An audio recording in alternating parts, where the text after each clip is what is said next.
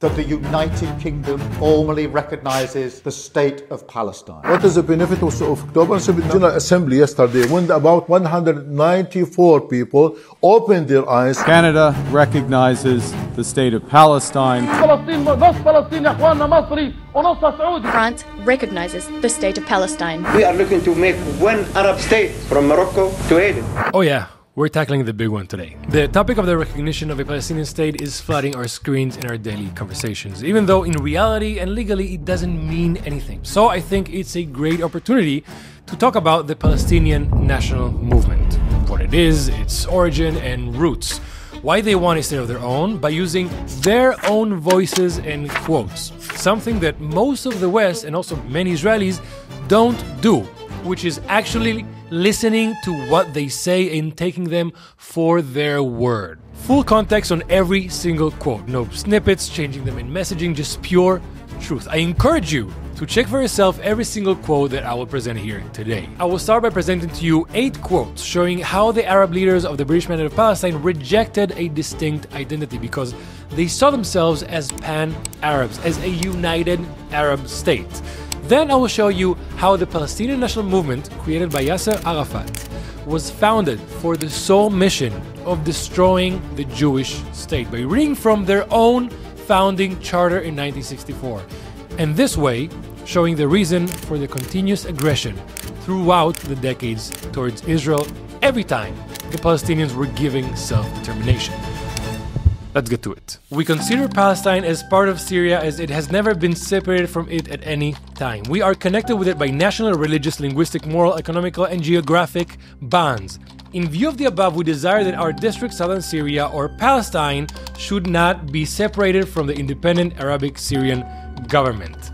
This is a quote by the Arab delegation from Palestine during their first Congress in Jerusalem in 1919, after losing their caliphate with the fall of the Ottoman Empire, where they wrote to the Versailles Peace Conference in Paris to prevent the separation of 2 regions by giving it to the French and the British Mandates. In 1925, British High Commissioner Sir Herbert Samuel allowed local postage stamps to have an inscription in Hebrew identifying the country as Palestine Aleph Yud, Palestine Eretz Israel. Jamal Afendi Husseini, a prominent Arab from the British Mandate, tried to challenge the decision and petitioned to add their own acronym, Surya al-Junubiyya, Southern Syria, as they did not have a distinct identity.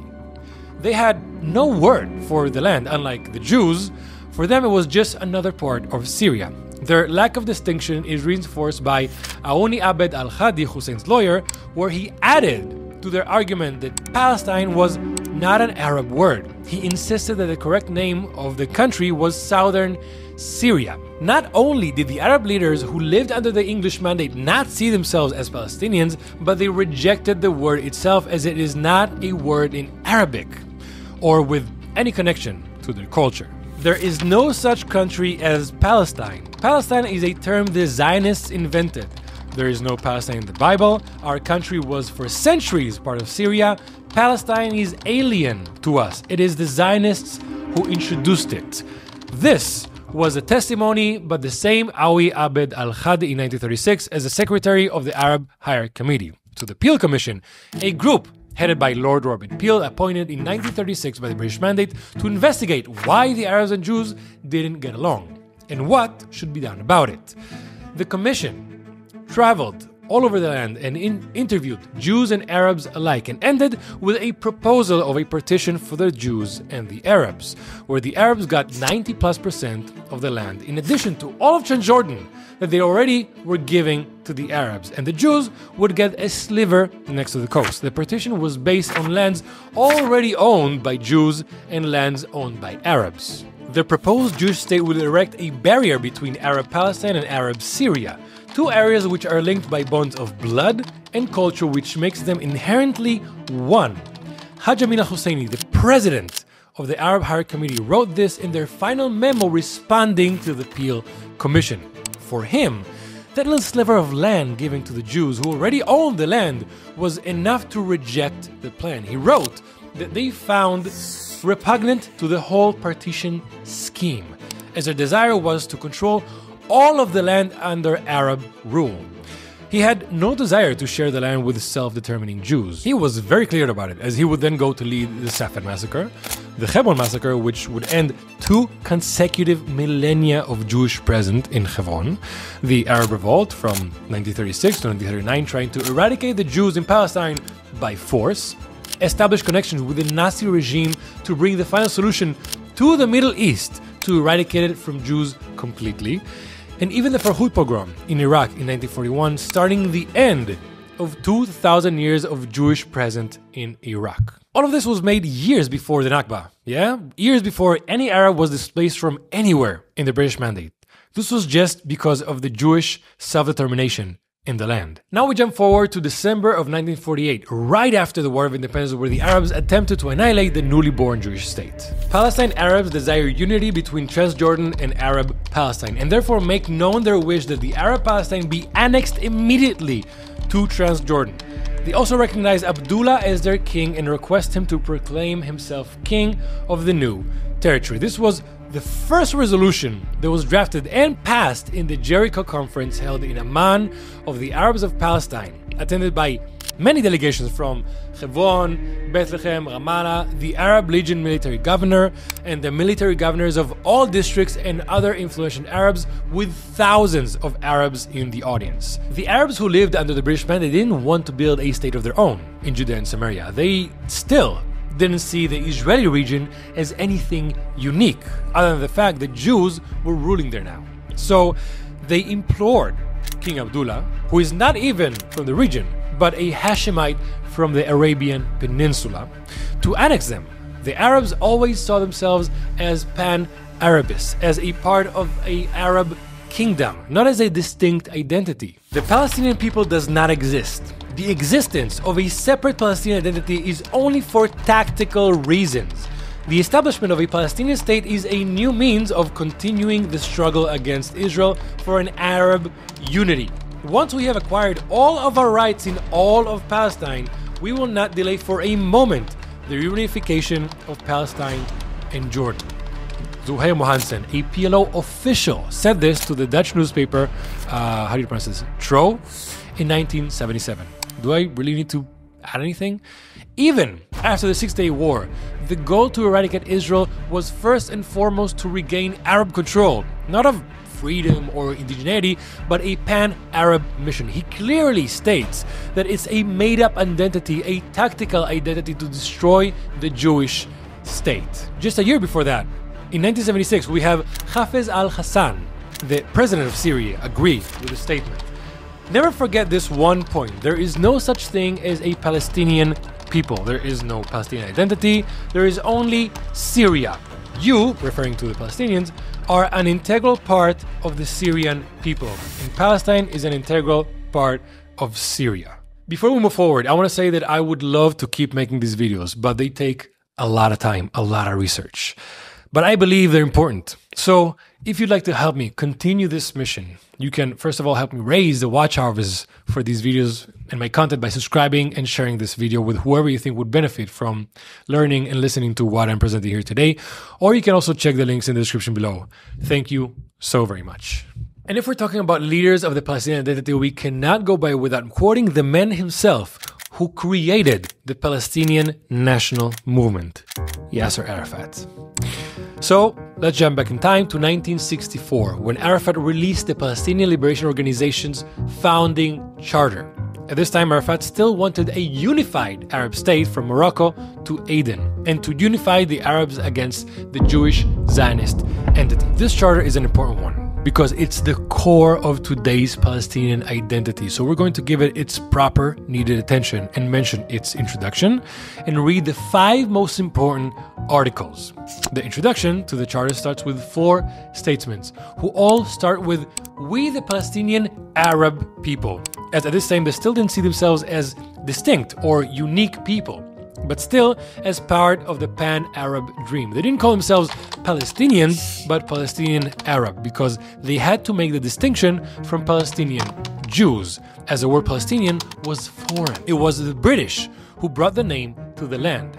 The third statement is the one that we need to give proper attention to. We, the Palestinian Arab people who believe in its Arabism and its right to regain its homeland from the time of the Caliphate, to realize its freedom and dignity, and who have determined to amass its forces and mobilize its efforts and capabilities in order to continue its struggle and to move forward on the path of holy war, al-jihad, until complete and final victory has been attained. The PLO's charter, at its base, says clearly that motivation is religious. It's not about the land itself, but to regain Arab control of Israel through holy war, through jihad, until it's been attained. Because, as we've seen before, they have absolutely no problem with other Arab rulers, regardless of how they gained control or where they came from. And they have no connection to those borders.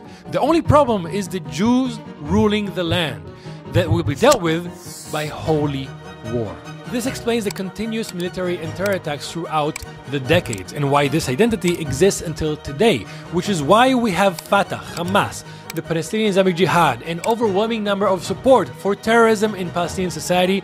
That's why the intifadas happen, why one of the worst crimes they can commit is helping Israel, which is punished by public mutilation and execution. May I remind you that in 1964 was 3 years before the Six-Day War, where Israel gained control of the Sinai Peninsula, Judea, Samaria, and the Golan Heights.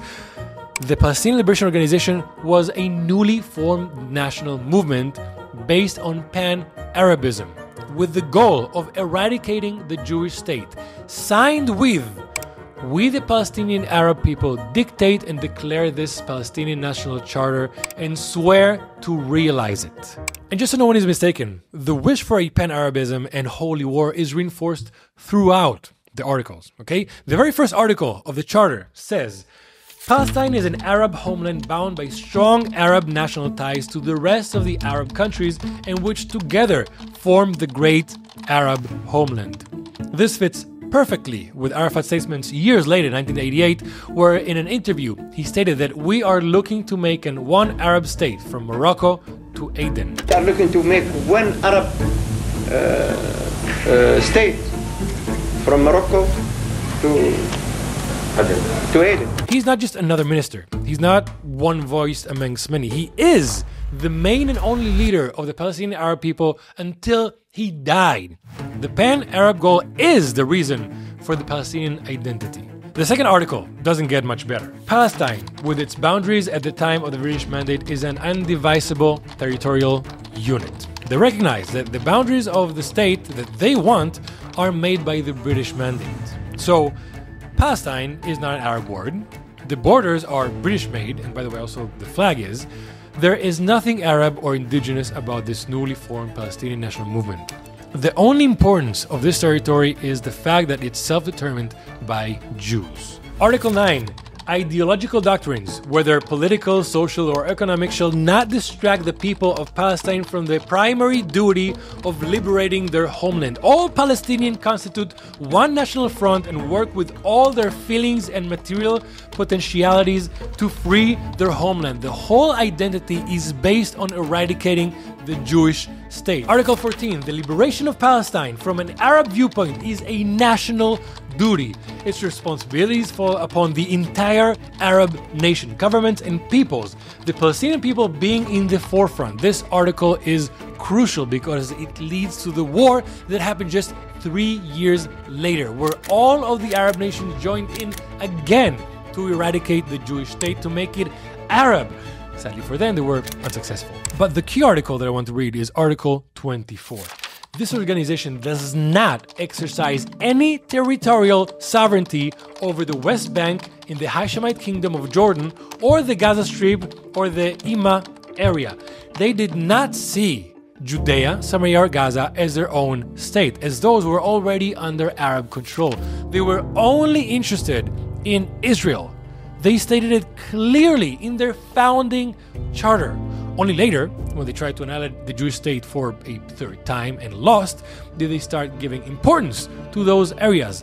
The goal was always to eradicate of the land of the Jewish self-determination. It should be noted that in 1998, after the Oslo Accords, Arafat sent a letter to Clinton stating that the articles denying the right of the state of Israel to exist have been nullified. Still, no new charter has been written or printed. We only have Arafat's letter that should suffice.